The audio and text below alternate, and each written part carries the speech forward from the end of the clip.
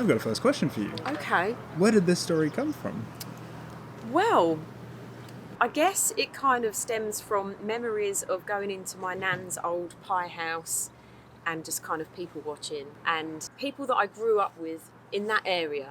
And I think every road in Dagenham on a Sunday knew somebody, some old geezer that would get suited and booted on a Sunday and he'd go off town and meet his mates. I like the idea of somebody like Harry kind of coming into somebody like Kerry's life. I just feel like Harry's a character that I've known all my life. He's kind of a mishmash of lots of different characters that I knew growing up as a kid. I feel like the 90s was kind of like on the edge of something new. And Harry is coming back into the world. He's a man still very much tied to the late 50s and the 60s, and he's coming into this new generation, and it doesn't sit well with him. Kind of practically, I like the idea of the 90s and Kerry not having an idea as to who Harry was.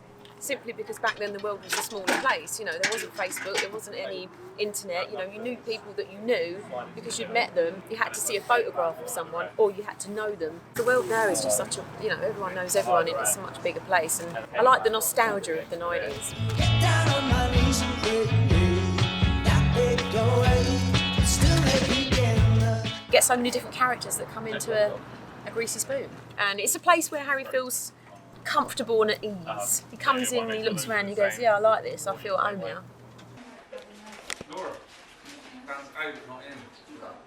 Me and Paul just get it. I don't think it's something that you can force or create, it just happens.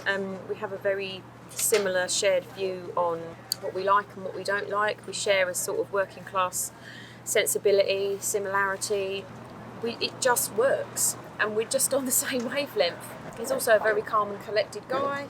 I'm not so maybe, so it kind of evens itself out. And I just love the work that Paul does, and he's an incredible director.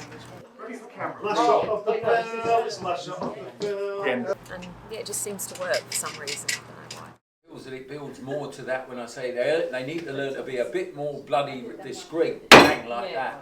That's what I'm accentuating. Yeah. How did you find working with Larry? Lovely. He's an absolute pro, and he's just brought Harry to life in a way that I only imagined and hoped. So yeah, he's just nailed it. So I'm very grateful.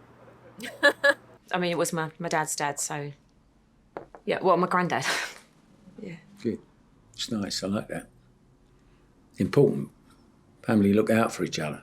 The bit I was most excited about was watching the character come through the doors for the first time and just breathe in the cafe and the nostalgia and the history of it and really find himself and get him settled. That was a bit of a moment for me, because it was like, there he is, this character that's only ever been in my head is in the flesh.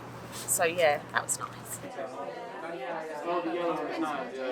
It's been quite stressful, also producing it as well and getting involved in all the production design. It's been a massive learning curve, a learning curve that I've hugely enjoyed. You get to see it from all different angles then, and I think you learn a lot more respect for everybody else's roles. Not that I didn't anyway, but the writing thing, yeah, I never had the confidence before to finish anything, and it was really cool that Paul kind of understood it.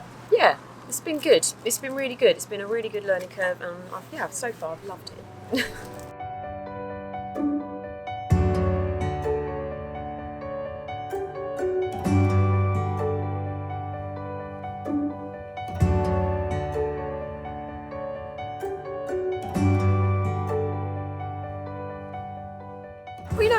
As an actor, you can't just sit on your laurels and wait for the phone to ring, because it never does. It never does. You've just got to try and create opportunities for yourself all the time. And if the opportunities that are coming along aren't, what you want, then you've got to do it yourself.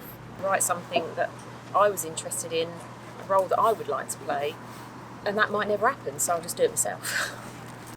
Okay, cut there. Yeah.